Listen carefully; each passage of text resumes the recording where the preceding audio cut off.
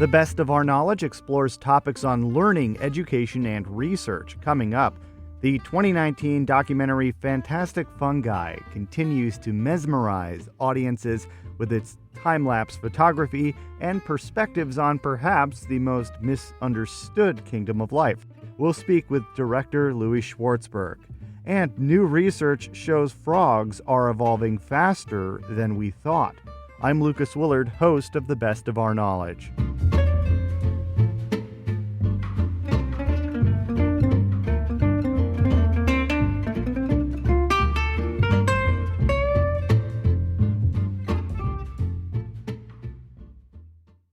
This is The Best of Our Knowledge. I'm Lucas Willard. In 2019, the documentary film Fantastic Fungi created a network of fans and a wave of national interest in the world of mushrooms. There is a world under the earth, full of magic and mystery. The director behind the documentary is Louie Schwartzberg, an award-winning filmmaker who seeks to reveal mysteries in nature. I spoke with Schwartzberg to learn more about the film and the mysterious world of mushrooms. I think in all the films I do, I always love to sort of, make the invisible visible and take people on journeys into time and scale, really trying to unveil the mysteries of life. And so before the film, I did Wings of Life, which was about pollinators, bees, bats, hummingbirds, butterflies. Meryl Streep is the voice of the flowers seducing these messengers of love to move their DNA around. And again, it's another giant aha moment. I mean, people don't know that flowers turn into fruits, nuts, seeds, and vegetables. I mean, where does our food come from? It's so basic. And how the bees move the pollen around, and it's such a beautiful story. And then you go, well, shoot, what do plants need? They need soil. Where does soil come from? Most people don't understand that, soil isn't just on planet Earth. Soil is decomposed organic matter that fungi breaks down that creates the nutrients for plants to grow. And so that led me on this journey of trying to tell that story. And then the more you dig into that, literally dig into it, you discover it's the largest organism on the planet. You discover that it could be the greatest natural solution for climate change, because in conjunction with photosynthesis, the CO2 goes into trees and plants, goes down the trunk of a tree, and then the carbon is stored underground in the mycelial network. So the mycelial network, for people who don't understand what mycelium is, it's like the tree is to the apple. The mushroom is the apple. That's what it uses to reproduce.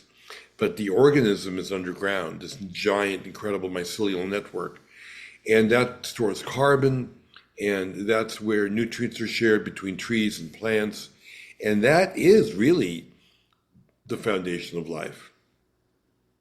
So what sets Fantastic Fungi apart is the photography. And you see, when you view the film, mushrooms spring out of the ground in seconds. And you see mushrooms decay in seconds. I know when I mow the lawn, you see mushrooms. Oh, I didn't see those there yesterday. But how long are you actually training the camera on the fungi for to actually see a mushroom sprout? I'd say on average, roughly a week. It could be a little bit longer. And in order to execute those incredible time-lapse shots, we do that primarily in the studio, where I can control the lighting, and because it shoots 24 hours a day, and be able to protect it from wind and bugs and lots of other variables. But most of it is shot indoors. So do you actually bring decaying logs and matter indoors and prompt the mushrooms to grow in a way? Yeah, we create like a miniature set, and because we're shooting close-up mushrooms, you don't need a lot of background behind it. And so leaves and logs and dirt. Sometimes I'll put like a photograph of a forest back there, and it's out of focus. And I love being able to sort of, pull the rug on the audience, and they think it's all outdoors. Because you start off with a wide shot of a forest, we have an aerial, then there's a forest shot, and then you cut to a close-up. Standard filmmaking grammar. And nobody questions the fact that it could be indoors or outdoors. Oh, it's new to me. I thought it was all outdoors. I was wondering Yeah. if you were out there in the cold watching mushrooms bloom for a week. Well, no, I mean the other obstacle of leaving a camera outside for a week or more is that somebody could steal it, or rain, or spider webs would grow on the lens.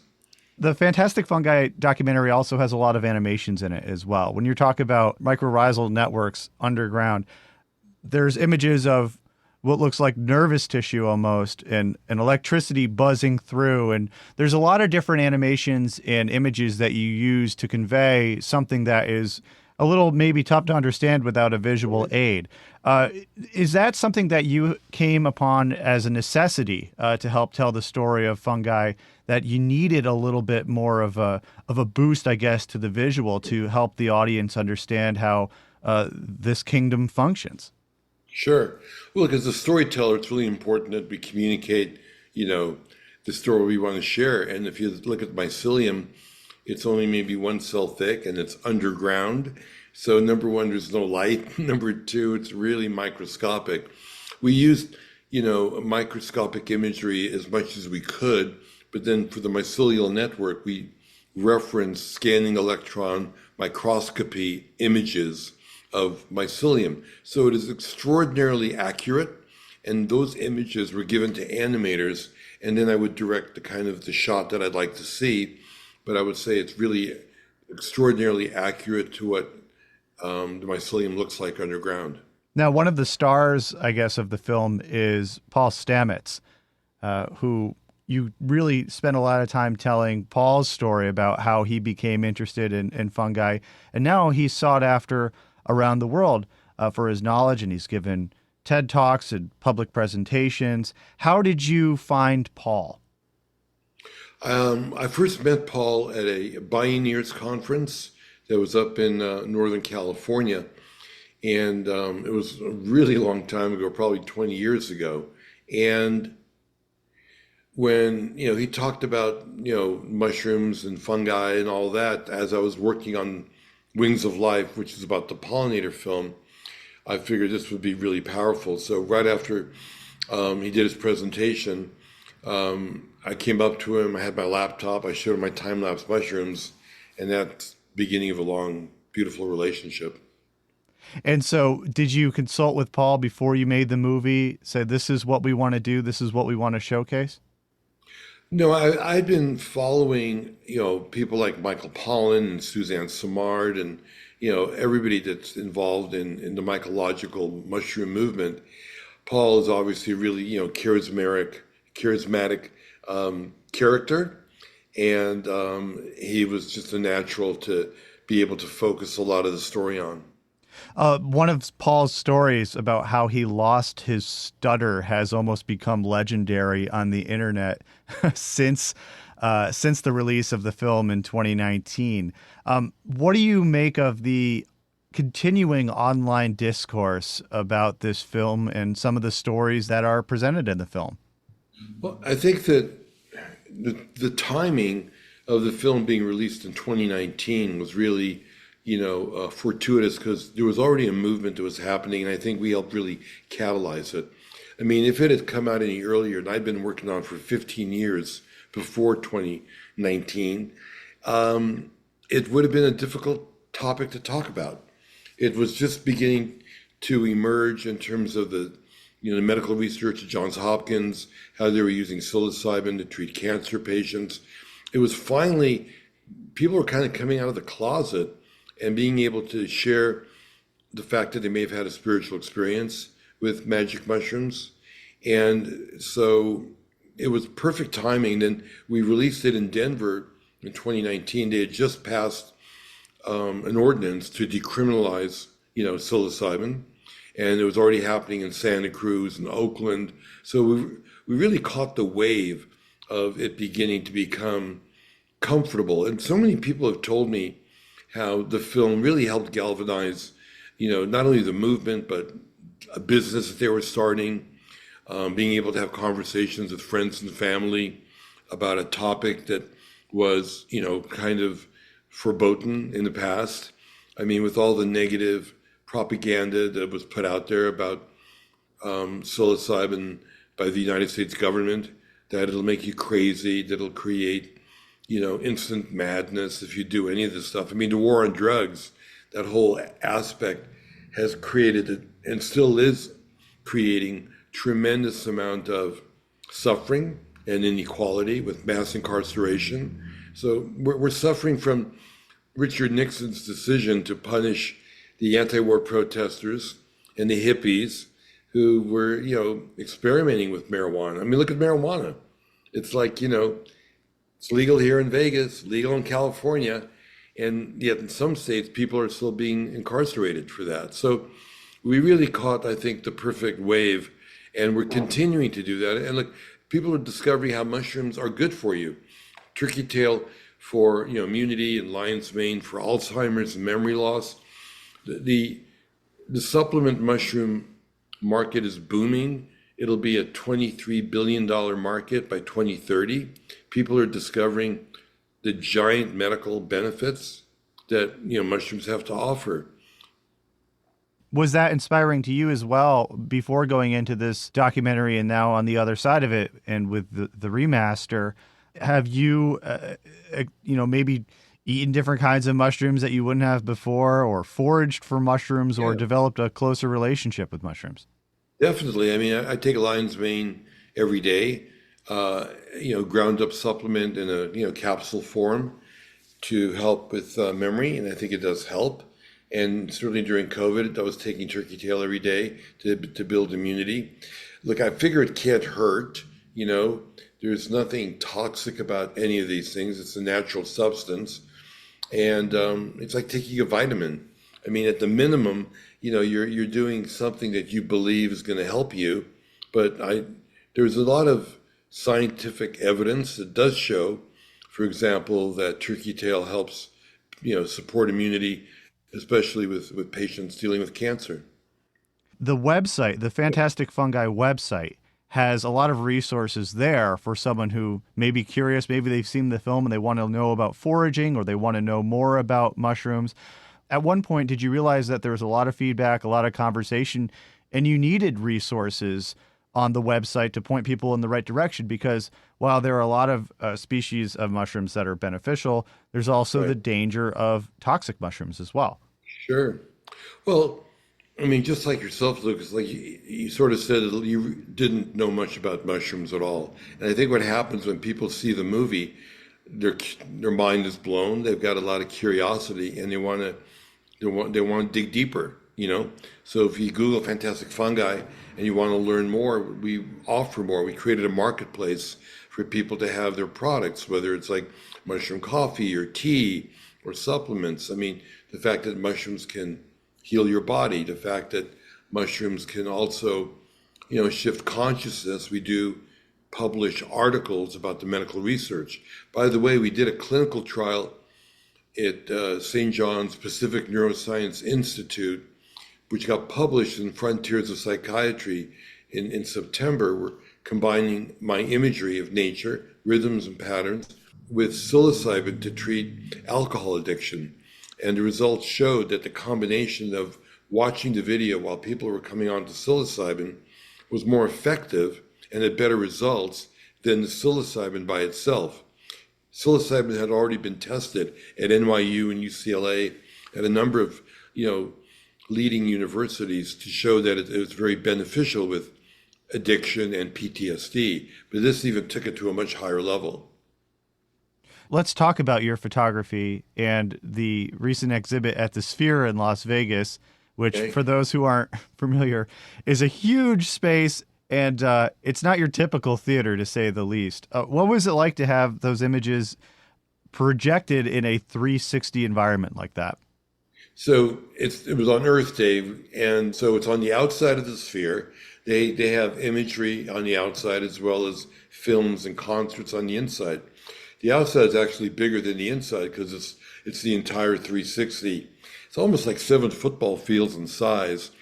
And it was amazing to see my imagery of nature. I mean, imagine like a flower or a bee, which is only, an inch, being, blown up to 6 or 7 football fields in size, and to see the detail of that on a giant, giant surface.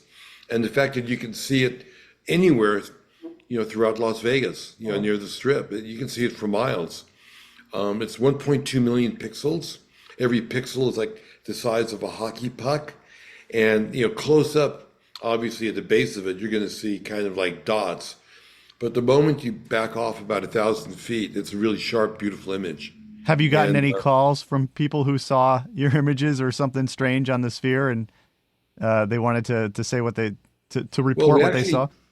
Well, a bunch of people, well, we've had some, press inquire about it, interviews to talk about it, which has been really great. And it's going to play for a couple of years, which is really wonderful. And look, I'm just jazzed that, my goal is to get people to fall in love with nature, to protect it. And I think a lot of the environmental messaging has failed because we only talk about the gloom and doom that's around it. I think we also have to just have hope, inspiration. And once you fall in love with something, you'll do everything you can to protect it. And that's what beauty does. We're hardwired to fall in love with things. So that's the direction I hope will inspire people, especially if you're just driving by and it's only up there for 90 seconds. Well, that's a great message to share. What do you think is the role of documentaries like Fantastic Fungi in communicating science to people? There's all this photography and animation we talked a little bit about earlier in the interview. But what is the role that filmmakers like yourself have when it comes to presenting research, really? Well, I think Fantastic Fungi is a good example of a combination of science and art, really. And that combination really, I think, triggers a sense of wonder. And we want people to love nature in order to protect it. And I think that the problems we face today is a giant disconnection from nature. Where does our food come from? I swear to God, most people have no idea. And if we don't understand what the source of life is, whether it's your food, whether it's where energy comes from, then we're going to continue down this path of destruction of our environment and not understand how to live in harmony with nature. So my goal, and I think, filmmakers like myself that are making these kind of movies, is to get people just to really understand what life's about. I mean, look, indigenous cultures, farmers, whatever, we've been connected to nature for thousands and thousands of years. Majority of the people today on planet Earth live in cities. They get their food in the supermarket, shrink wrapped in plastic. We've really gone a long distance away from just understanding what is life. Are you envisioning a Fantastic Fungi too? I am, yes. It's all in the works. I want to be able to take it, I think, to a much broader level. I think it's such a giant topic. It's almost there's a whole movie to be made in every phase of what I covered, whether it's how it heals the planet, how it heals your body, how it can shift your consciousness. All of these things are deserving of a full documentary. I mean, when we made it, there were only 2 or 3 universities doing clinical trials with psilocybin. Now there's over 60 universities doing clinical trials. So I'm really grateful that, it's really inspired a whole movement. And basically, it's just becoming more aware of what is life, who are we? Indigenous cultures have been doing this for, thousands of years. Not only, experimenting with sacred plants and medicines, I'm talking about just knowing, how to live in harmony with nature. Don't poison the water. Don't kill the soil. I mean, it's remarkable what we don't know. Louie Schwartzberg is the director of Fantastic Fungi Remastered. You're listening to The Best of Our Knowledge. I'm Lucas Willard. Evolution can happen faster than you think. A new study published in the journal Ecology and Evolution examines how frogs are affected by and adapt to high levels of salt. A team led by Rensselaer Polytechnic Institute biology professor Dr. Rick Relier found wood frogs, a species found from the East Coast to Alaska, can evolve over generations to tolerate higher levels of salt pollution. To learn more, I spoke with Dr. Relier about his study of amphibians from roadside ponds in upstate New York. My research group has studied amphibians for about 25 years and looking at all kinds of impacts of them, natural and human-caused impacts, including pesticides and all sorts of things, invasive species, et cetera. When we started looking at road salt about 10 years ago, we started to think about all sorts of things. So a lot of the amphibians, they don't live in lakes like Lake George. They live in wetlands around the area. So we started thinking about when you consider wetlands, they're a lot shallower than lakes. So the concentration can get a whole lot higher. So Lake George has increased from maybe about 5 to 18 milligrams of chloride. That's how we measure these things per liter. The natural condition is probably less than 10 milligrams of chloride. So Lake George has gone up to around 18 or 20. But when you look at wetlands that are, a few feet deep, they get a lot more salt coming in, and some of them don't have any salt that leaves. There's no outlet to the wetland. So instead of the pristine condition of less than 10 milligrams of chloride from salt, you might be in the range of 6 or 7 or 800 milligrams. So far more than you'd ever see in lakes and far more than you'd ever see in a pristine state. What are some of the effects that salt loading has on frogs? So in general, salt makes it really challenging for anything that lives in what we call fresh water. That is not the ocean, right? So the ocean is really salty. Fresh water is really not salty at all. So for hundreds of thousands of years, these animals and plants have lived in a place that has very little salt, and they've adapted to that. What salt generally does, it makes it really hard to balance their salt and water concentrations of their body. So if you're in a really salty place and you're not used to it, water tries to leave your body, salt tries to rush into your body, and that really messes up your whole metabolism as an animal or a plant. Is this something that you would necessarily be able to see if you went out and caught a frog in a pond? What are some of the ways that frogs are actually adapting to this increased levels of salt? Yeah, so that's a great question. So it's one of the things that we asked ourselves. If frogs are used to living in places that are pristine, let's say, very low concentrations of salt, which is where they normally live, could they survive in places and wetlands that had much higher concentrations of salt? So, as I said, instead of, say, 10 milligrams, they were experiencing maybe 800 milligrams. Would they just die? Or could they, over time, over generations, would a few of them survive? Maybe they had some lucky mutation, and the population would start evolving a higher tolerance. So what we did was we went to a lot of wetlands around the region to figure out how salty they could be, figured out which ones had frogs in them, and asked, are the ones living in the saltiest places actually more tolerant to the salt they live in? And we found it. So the frogs are actually changing over the courses of generations in their adaptability. They're actually able to survive in higher salt environments. Right. So, when we think of evolution, a lot of us think of evolution as taking thousands or millions of years. And what we know about a lot of plants and animals is sometimes a population can evolve in like 10 generations, which is pretty quick. For frogs, that means about 20, 25 years or so. And one of the wetlands we found that had the highest amount of salt in it, it's been surrounded by a parking lot where the parking lot drains into the wetland. And that was built about 25 years ago. And that's where we found that these are wood frogs, and they are, in fact, much more tolerant to salt. Likely as a result of salt pollution coming in year after year after year for 25 years, they're far more tolerant to salt than those living in pristine places that don't have any salt. Is a frog from a higher salt environment still able to, say, reproduce with a frog from a pristine low salt environment? It's a great question. We haven't asked that question, done those experiments yet. My guess is they probably can. One of the things we look for is if you're really salt tolerant, is there some trade-off like you're describing, or is it, what we often see is they might grow slower, they might behave differently. They may take longer to develop, just as a trade-off of being salt tolerant.